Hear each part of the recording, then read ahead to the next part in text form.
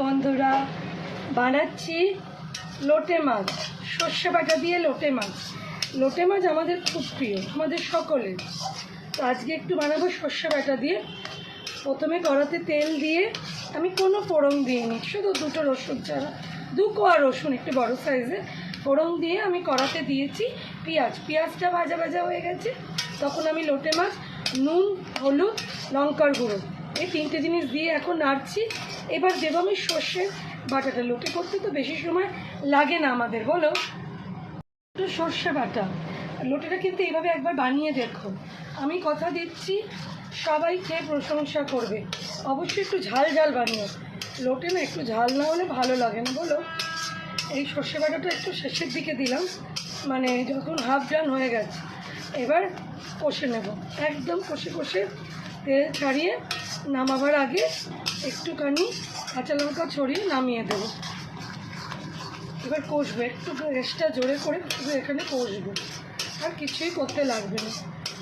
লোটে করতে খুব ভালো লাগে, খুব সহজ। কিন্তু আজকাল আমরা মনের মতো লোটে মাছ বাজারে পাচ্ছি না, লোটে পাচ্ছি খুব কম।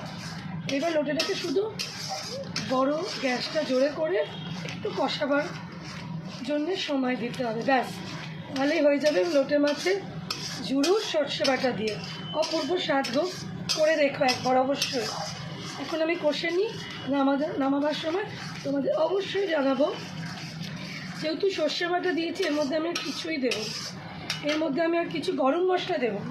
যদি শীতকালে আমি ধনেপাতা পেতাম, অবশ্যই একটু ধনেপাতা দিতাম, ভালো লাগতো। এবার শুধু তেল ছাড়বে, এই অবস্থা। কষাটা হয়ে যাক, তোমাদের নামাবার পর দেখাচ্ছি। কষা হয়ে গেছে পুরো। এইবার একটু লঙ্কা দিয়ে নামিয়ে ফেলবো, এই 3টে লঙ্কা গোটা গোটা একটু দিলাম, দিয়ে এবার একটুখানি নামিয়ে ফেলবো। হয়ে গেল, ব্যাস এবার নামিয়ে ফেলবো। হয়ে গেছে, কাঁচা লঙ্কার গন্ধটা একটু ঢুকে গেছে, এবার জাস্ট নামিয়ে ফেলবো। তো কেমন লাগলো এই রেসিপিটা, বানিয়ে দেখো কিন্তু অবশ্যই।